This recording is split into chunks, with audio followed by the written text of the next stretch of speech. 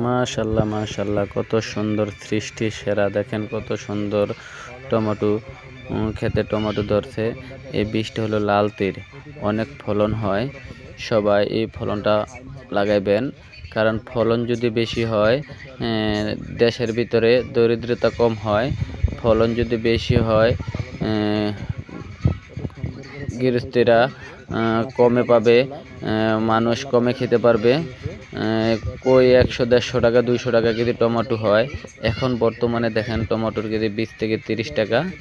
দেখেন কত সুন্দর টমেটো। এভাবে যদি আল্লাহ পাক সৃষ্টি করে এত টমেটো, মানুষে কয়টা খাবে?